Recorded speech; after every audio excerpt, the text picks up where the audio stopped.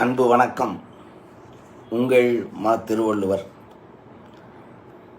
நம்ம சென்ற காணொளியில் தனித்துவம், தனித்தன்மை, அதுதான் இந்த பிறவியினுடைய மகத்துவம் அப்படிங்கிறதெல்லாம் பார்த்துருந்தோம்.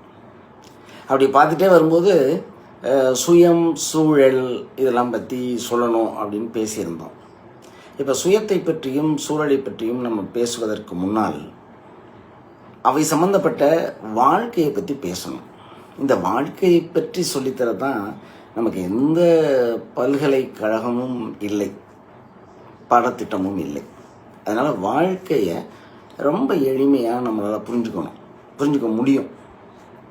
அப்படி பார்க்குற போது நீங்கள் வாழ்க்கைனா என்ன அப்படிங்கிற கேள்விக்கு நிறைய பேர் உங்ககிட்ட நிறைய சொல்லியிருக்காங்க.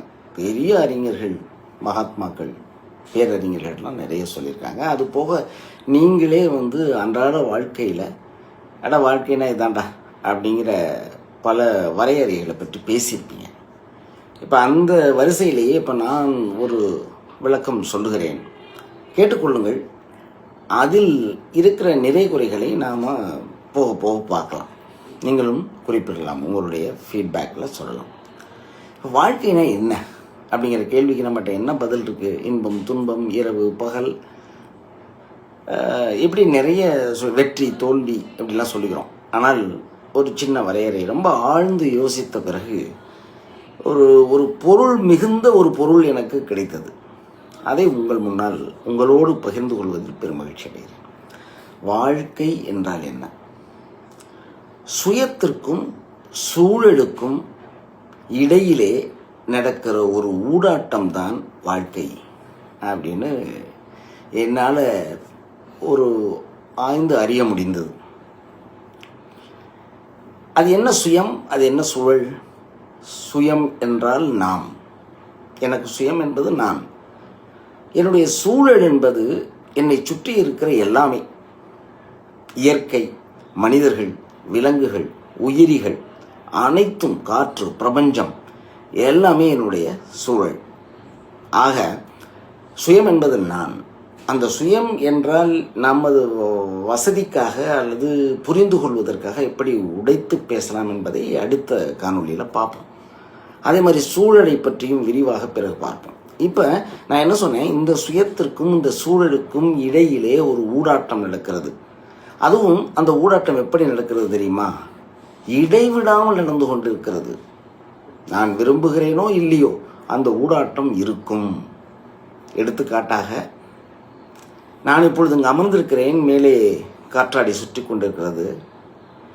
அந்த காற்றாடி நிற்பதாக நினைத்துக் கொள்ளுங்கள். ஒரு சில நொடிகளில் நான் மேலே பார்ப்பேன், அல்லது யாரெங்கே என்று யாரையாவது அழைத்து, என்ன ஆயிற்று, மின்சாரம் போச்சா, ஏன் ஃபேன் ஓடலை அப்படின்னு கேட்பேன், இல்லையா? இது சூழலில் நடக்கிற ஒன்று இந்த சுயத்தை எப்படி பாதிக்கிறது என்பது.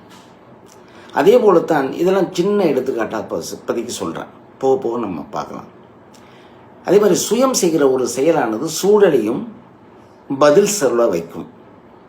என்னை சுற்றிலும் நான் குப்பை கூலங்களை வைத்திருக்கிறேன் அல்லது நீரை தேங்க விட்டிருக்கிறேன்னு வச்சுக்கோங்க. அப்போ என்ன நடக்கும்? இந்த இயற்கையானது, இந்த சூழலானது கொசுக்களை அனுப்பி நோயை வரவழைத்துவிடும்.